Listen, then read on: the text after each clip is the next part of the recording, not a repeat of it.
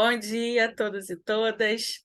Que bom podermos estar juntos, mas esta manhã, buscando renovar nossas atitudes diante de nossas próprias existências. Hoje nós vamos ler e refletir em torno do capítulo 32 do livro O Homem Integral, de Joana de Ângeles, psicografia de Valdo Pereira Franco, e é um capítulo que tem um título interessante. O título desse capítulo é O Nascimento da Consciência. Antropológica e historicamente, a sobrevivência equilibrada do homem e da sociedade, ela tem estado sempre vinculada à ideia de um mito central, no qual se aurem ali valores éticos de sustentação das suas atividades e do seu equilíbrio. Toda vez em que fatores adversos interferem nos mitos humanos, desacreditando aquele que sintetiza as suas aspirações, os homens se encaminham para o caos e se agridem e se perturbam, parecendo haver perdido o rumo. Passada a tempestade, os seus remanescentes, não destruídos em totum, emergem, dando surgimento a uma nova ideação, e um mito criativo aparece preenchendo a lacuna deixada pelo anterior. No estado atual da sociedade, existe a carência de um mito predominante, que aglutine todas as mentes sobre elas, derramando as suas benesses e confortando-as. A perda do mito expõe os conteúdos psíquicos, que alteram os objetivos das suas necessidades, fazendo-os mergulhar no vazio ou no desinteresse, no prazer ou na alucinação do poder. Em se considerando que nenhum desses objetivos planifica o indivíduo, ele passa a disputar a necessidade abrangente do despertar da consciência, interpretando os mitos menores neles jacentes. Jung, em uma análise profunda, estabeleceu que a existência só é real quando ela é consciente para alguém, afirmando a necessidade que o Criador possui em relação ao homem consciente. Oportunamente, voltou a esclarecer que a tarefa do homem é conscientizar-se dos conteúdos que pressionam para cima, vindos do inconsciente. Esse despertar de crescimento da consciência, ainda segundo o eminente psicanalista, termina por afetar-lhe também o inconsciente. É óbvio que se os conteúdos psíquicos emergentes formam a consciência, as contribuições atuais desta se irão incorporar ao inconsciente que surgirá mais tarde. Deste modo, o nascimento da consciência se opera mediante a conjunção dos contrários, como decorrência de uma variada gama de conteúdos psíquicos que formam as impressões arquetípicas ao fazerem contato com o ego, dando surgimento à sua substância psíquica e tornando todo esse trabalho um processo de individuação. Daí surgem assim os discernimentos entre coisas opostas: o eu e o não eu, o ego, o inconsciente, o sujeito, o objeto, a própria pessoa e a outra.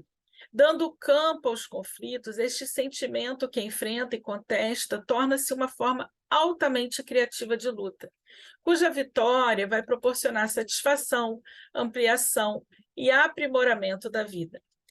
Sem essa dualidade de opostos que leva à reflexão no processo de individuação, não há aumento real de consciência, que somente se opera entrando em contato com os opostos e os absorvendo.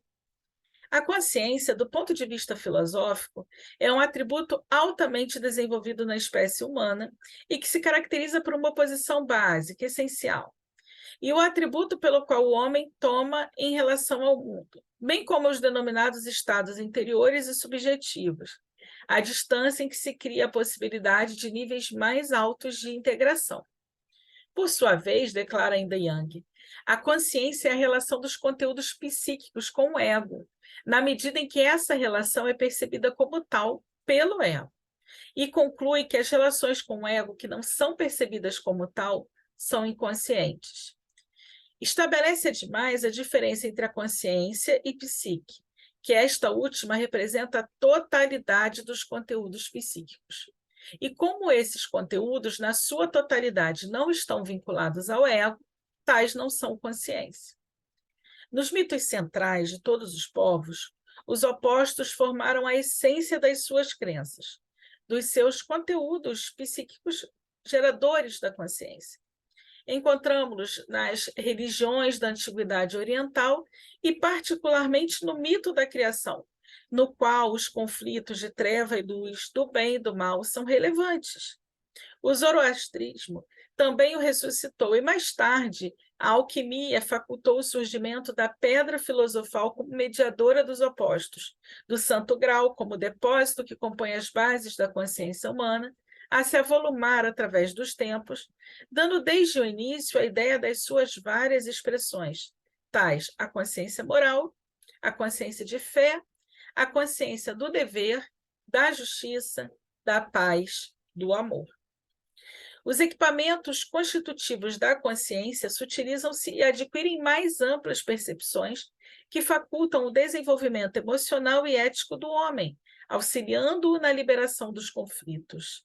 As heranças atávicas que se convertem em arquétipos no inconsciente individual e coletivo dizem respeito às realidades do espírito, em si mesmo responsável pelos resíduos psíquicos que se transformam nos conteúdos preponderantes para a formação da consciência.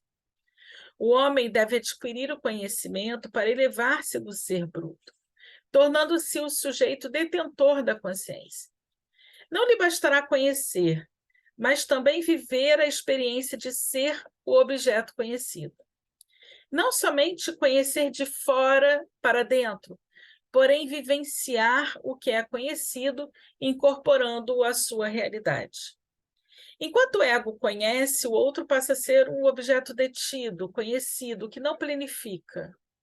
Esta situação advém quando o ego, passando pela vivência do que conhece, torna-se, por sua vez, conhecido pelo outro, que também tem a função de sujeito conhecedor.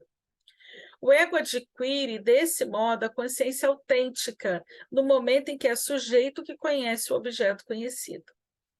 Indispensável, nesse jogo do conhecer sendo conhecido, que se não crie uma dependência em relação à pessoa que conhece. A vida saudável é que decorre da liberdade consciente, capaz de enfrentar os obstáculos e dificuldades que se apresentam no relacionamento humano e na própria individualidade. Esta é a meta que a nossa consciência almeja. E é importante isso, porque a gente tem falado muito nos nossos encontros de como é difícil para nós lidarmos com a liberdade. Nós temos tanto medo, trazemos dentro de nós ainda tantas questões que precisam ser trabalhadas, tantas inseguranças, que nós temos medo da liberdade. Então, nós precisamos responsabilizar alguém por nossas escolhas. E como nós fazemos isso? Escolhendo lideranças, mitos, que sejam ali aqueles que vão se responsabilizar por nós. E nós optamos por segui-los, seguir as suas recomendações, seguir as suas orientações, esquecendo que o outro também é um indivíduo com suas limitações, com suas fragilidades, com as suas derrocadas. O homem tem muito medo, porque a gente já acostumou a dizer: ah, mas Deus quis assim, ah, mas fulano disse, o pastor disse, o líder religioso tal disse isso, porque o meu chefe falou isso. Nós temos muito medo de termos consciência sobre nossos e responsabilidade sobre nossos próprios atos. E a liberdade, ela traz isso. Quando nós somos espíritos libertos, nós temos a capacidade de fazer as nossas próprias escolhas. Mas isso também traz, né, essa carga de responsabilidade. E aí o medo surge, a insegurança. Mas à medida em que nós vamos amadurecendo emocionalmente, e um sinal grande de maturidade emocional é justamente isso, é o fato da pessoa ter uma liberdade consciente. Ela até escolher as pessoas que ela querem que caminhem ao seu lado, escolher modelos de conduta, mas nos quais ela seja capaz de dizer: olha, é a minha escolha. Eu consigo olhar para o meu companheiro de jornada e conhecê-lo plenamente, não definir nele um mito a quem eu devo seguir ali sua linha de pensamento, sua linha de conduta, para que me sinta segura. Joana discute bem nesse capítulo que, ao longo dos anos, ao longo dos séculos, o homem vem buscando esses mitos que, na verdade, tentam configurar uma espécie de relação onde há certos e errados, o bem contra o mal, uma luta entre opostos que não representa o que é a vida real. Porque, sim, há opostos na vida real, mas todos nós, no atual estágio evolutivo em que nos encontramos, temos luz e sombra dentro de nós. E não é uma luta grandiosa, porque as nossas sombras também configuram quem nós somos. O que nos cabe é conhecer e refletir sobre a nossa essência e entender qual o propósito da nossa vida e, obviamente, fazendo a cada a cada novo dia, um pouco mais de esforço para que a gente conquiste cada vez mais luz na nossa existência, mais plenitude. Mas a gente precisa reconhecer a nossa sombra, a gente precisa respeitar a nossa sombra, então a gente precisa se conhecer. Porque o que nos caracteriza enquanto indivíduo é o que nós somos em real. Então, não temos que ter medo das sombras que trazemos dentro de nós, porque elas são parte de nós.